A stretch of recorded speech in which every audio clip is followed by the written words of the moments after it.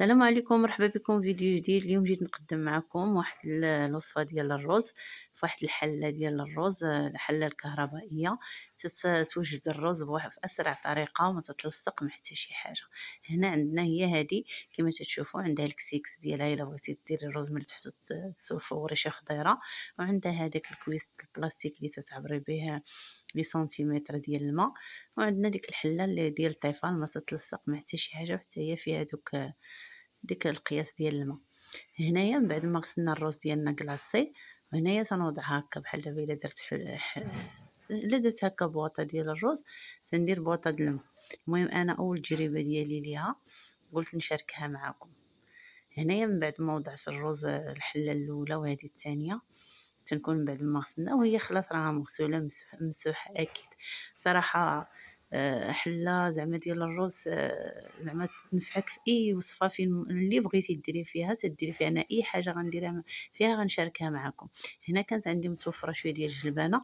هاد الوصفه درتها فقط لولدي، كان جاي من لاصال وقال لي ماما وجدي لي واحد الروبه، قلت علاش ما نديرهاش فيها. وهنا وضعت السديره ديال الدجاج من بعد ما كانوا مشرملين اكيد. وانتم ولو شوا ديالكم، ممكن انكم تزيدوا طريفه خيزو او طريفه بطاطا، المهم اللي متوفر عندكم. هنا من بعد ما درت دوك جوج الروز، انا درت جوج ديال الماء، وممكن انك تنقليها حتى الا سافرتي تديها معاك. المهم واحد زعما اقتصاديه وزويونه، واي حاجه درتيها فيها تطيب بدون تلصيق بدون اي حاجه. هنا من بعد ما وضعت الماء درت هكا قطره ديال الزيت، ودرت واحد القبصه ديال الملح، ودرت واحد القبصه ديال الفلفل الاسود فقط. ونصحكم ديو هاد الحله اللي فيها الغطايه هكا لاصقه فيها. صراحه عمليه بزاف بزاف بزاف وتتنفع لاي حاجه درتيها. تتوجد زعما في الحين، وما تخافيش عليها، هي بوحديتها مبروغراميه.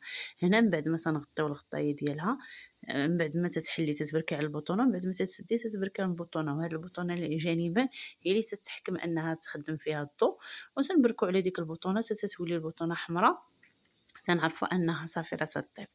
من بعد هذاك عندها واحد ماكينه واحد الفوها بحال الصفاره، هي فتوحه تتخرج فيها البخار كما تتلاحظوا. وصافي تتمشي تقضي شغلك، ملي ترجعي حتى تتولي ديك البطونه حمراء تترجع خضراء. ها هي كما تتلاحظوا صافي راه داكشي اللي فيها راه طاب. والمميزات ديال هاد الحلات الارز هي انها ملي تاخدي الماكله ديالك وتولي تشديها تبقى محتفظه على السخونيه.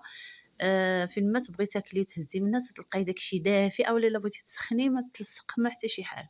هنا كما تتلاحظوا هانتوما شوفوا الروز تيبقى زعما متفرك، زعما ما تيتعجن ما حتى شي حاجه. وسدير الدجاج طاب، الجلبانه طابت. وهنا هانتوما غادي تشوفوا القعر ديالها بقى صافي بحال تكون مغسول، ما فيه حتى شي حاجه. هانتوما لا لاحظتوا معايا ما تتلصق ما حتى شي حاجه. صراحه تنفعكم انكم تقتنيوها، تنصحكم انكم تقتنيوها. زعما صراحه غادي تنفعكم بالنسبه للولاد اللي تيديروا لاصال، او الانسان اللي تيدير هكا الريجيم. المهم عمليه بزاف بزاف. وهنا الا لاحظتوا هانتوما من بعد ما طاب الروز وحطيتو هكا في الطبسيل، هانتوما الا لاحظتوا تيجي رائع. وهانتوما ديال السدر طاب طاب جا غزال وبصحة والراحة. تنتمنى ان هاد الوصفه هذه تعجبكم، مجرد اقتراح فقط، قلت علاش ما نجربش معكم. والعمليه نجحت 100%. تنتمنى انكم تجربوا الا كانت عندكم هاد الحله. ورافقت مع هاد لاصالاد هادي خفيفه ظريفه. سلقت بطاطا بالقشور ديالها هي والبربه ونقيتهم. وهنا غنقطعهم طريفات صغار صغار كما تلاحظوا على هاد الشكل هذا. ما تنخلطوش بطاطا مع هذا باش ما تتولي لناش بطاطا حمراء. هنا تنوضعوا فوق بطاطا واحد شويه ديال البصيله وشويه ديال المعدنوس، واحد القطاره ديال درنا واحد شويه ديال قبصه الملح وقبصه ديال الابزار وشويه ديال الزيت فقط. وتنخلطوا الكل على هذا الشكل هذا.